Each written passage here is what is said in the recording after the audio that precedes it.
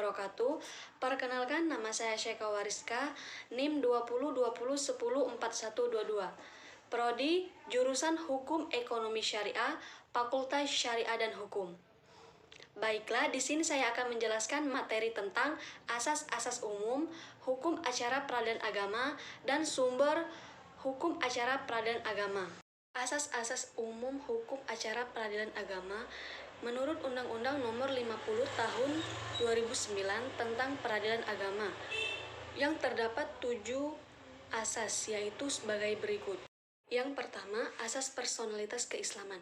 Asas personalitas keislaman di mana yang dapat tunduk dalam kekuasaan lingkungan peradilan agama, yakni mereka yang mengakui pemeluk agama Islam.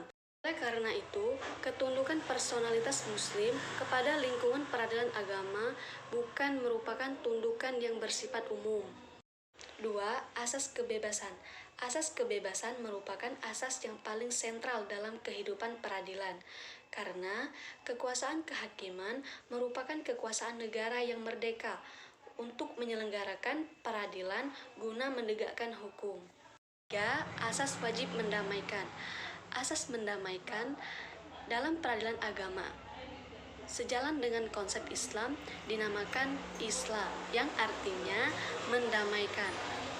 Peradilan agama Islam menyadari dan mengembangkan fungsi mendamaikan, karena bagaimanapun seadil-adilnya keputusan jauh lebih baik dan jauh lebih adil jika perkara diselesaikan dengan perdamaian. 4. Asas terbuka untuk umum. Pelaksanaan sidang terbuka untuk umum berarti setiap pemeriksaan berlangsung di sidang pengadilan, siapa saja yang ingin berkunjung, menghadiri, menyaksikan, dan mendengarkan jalannya persidangan tidak boleh dihalangi dan tidak boleh ditutupi.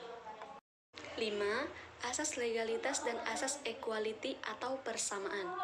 Asas legalitas merupakan peradilan agama mengadili menurut hukum dengan tidak membeda-bedakan orang.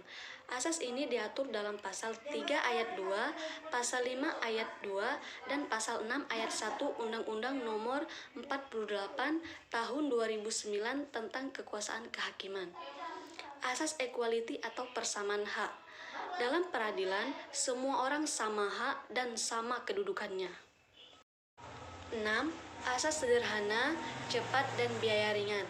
Peradilan agama merupakan harapan masyarakat Muslim untuk mencari keadilan. Karena adanya asas sederhana, cepat, dan biaya ringan akan selalu dikehendaki oleh masyarakat, karena proses penyelesaian perkaranya tidak lama dan tidak berbelit-belit.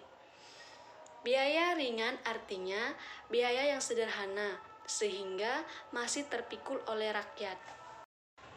7. Asas aktif memberikan bantuan.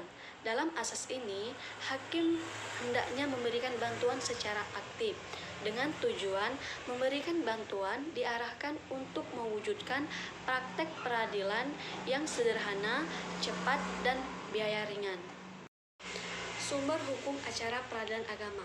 Hukum acara peradilan agama bersumber garis besarnya kepada 2 aturan. 1. Yang terdapat dalam Undang-Undang Nomor 7 Tahun 1989. Peraturan perundang-undangan menjadi inti dari hukum acara peradilan umum. A.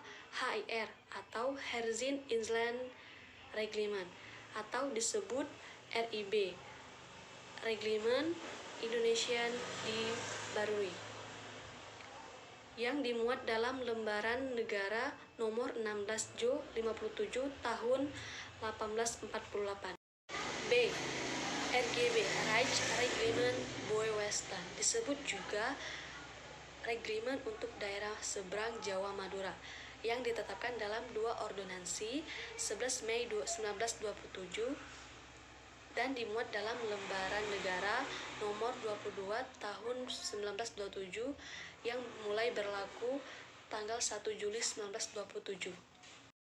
C. Reglement of the Burgerlijk Rechtsordering, yang dimuat dalam Lembaran Negara Nomor 52 Tahun 1847 dan mulai berlaku pada tanggal 1 Mei 1848. D. Burgerlich Wetboek, disebut juga Kitab Undang-Undang Hukum Perdata Eropa, Undang-Undang Nomor 2 Tahun 1989 tentang Peradilan Umum. 2. Yang berlaku di lingkungan peradilan umum. Peraturan perundang-undangan tentang acara perdata sama-sama berlaku bagi lingkungan peradilan umum dan lingkungan peradilan agama adalah Undang-Undang Nomor 48 Tahun 2009 tentang ketentuan-ketentuan pokok kekuasaan kehakiman, Undang-Undang Nomor 14 Tahun 1985 tentang Mahkamah Agung, Undang-Undang Nomor 1 Tahun 1974 dan PP Nomor 9 Tahun 1975 tentang perkawinan dan pelaksanaannya. Maka peradilan agama dalam hukum acara harus memperhatikan Undang-Undang Nomor 7 Tahun 1989 dan ditambah dengan 8 peraturan perundang-undangan yang telah disebutkan. Selain itu, peradilan agama masih harus memperhatikan hukum proses menurut Islam. Kesemuanya ialah yang dinamakan sumber hukum acara peradilan agama. Baiklah, itu saja penjelasan dari saya. Apabila ada kata-kata yang salah, saya mohon maaf. Kepada Allah saya mohon ampun. Saya akhiri. Wassalamualaikum warahmatullahi wabarakatuh.